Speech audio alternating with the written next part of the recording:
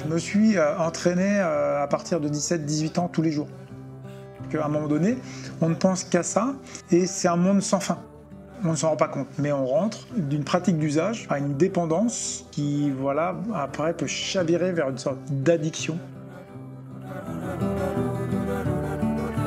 I see a road where I go, where you go. Il y a eu une frustration quand même à l'école où j'étais pas un bon élève en fait. J'étais plutôt dissipé, un peu agressif, je m'ennuyais en fait. Alors j'avais vraiment besoin de bouger en permanence. J'ai commencé à courir avec mon père en 1983 et ça m'a rééquilibré la course à pied en fait, ça m'a permis de rééquilibrer ça. Je me suis entraîné à partir de 17-18 ans tous les jours. J'étais en équipe de France, course de montagne, j'ai fait 2h18 au marathon, ce qui est des bons chronos, mais je m'entraînais énormément. Je me suis entraîné 2 fois par jour en métropole pendant 10 ans, ce qui est énorme, et parfois même je cherchais à en faire 3.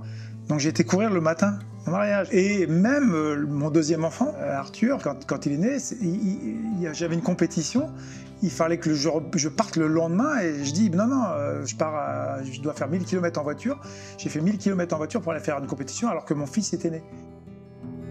Au lieu de perdre sa passion, je préfère me perdre dans ma passion. Se perdre, ça veut dire s'oublier aussi et laisser complètement certaines choses de côté. Et là, on arrive dans un versant addictif, je pense. Et à un moment donné, je pense que c'est le trop-plein et la fatigue, elle arrive et le corps, il est fatigué, tout simplement. Et il y a une charge parce qu'il y a une pratique addictive. J'ai eu la chance de pouvoir aller dans un centre à côté cardio et de réadaptation, rééducation, on va dire, cardiaque. Et justement, ils accompagnent avec un psychologue, avec le côté de l'alimentation, le côté de la pratique sportive, etc., de revoir un peu ces schémas. On se retrouve avec des personnes qui ne sont pas forcément sportives et qui ont des problèmes cardiaques, mais finalement, ça met une grande claque. Ça permet de relativiser, de revoir les choses sur un autre focus. Et de se dire finalement quand même on reste toujours fragile et vulnérable, le corps il est fragile et notre cerveau est vulnérable et il faut les respecter à un moment donné, ça dans le dosage. On ne s'en rend pas compte, mais on rentre finalement d'une pratique d'usage à une dépendance qui, voilà, après peut chavirer vers une sorte d'addiction, et l'addiction c'est dangereux.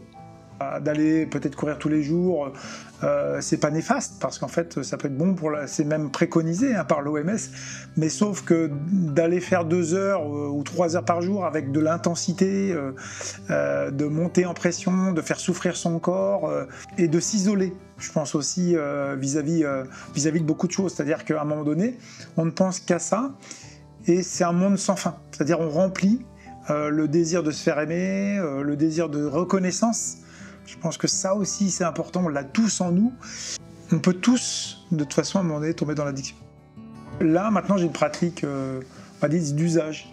J'en ai conscience, c'est-à-dire je vais courir pratiquement tous les jours, entre 3/4 d'heure et 1 heure. Je vais faire de l'endurance et pour moi, c'est un renouveau et il y a une renaissance, c'est-à-dire que j'y vois les effets bénéfiques, mais j'y vois pas que la productivité et le versant uniquement de la compétition, et de prendre du temps aussi pour moi et la famille sur des voyages, sur des temps bien particuliers.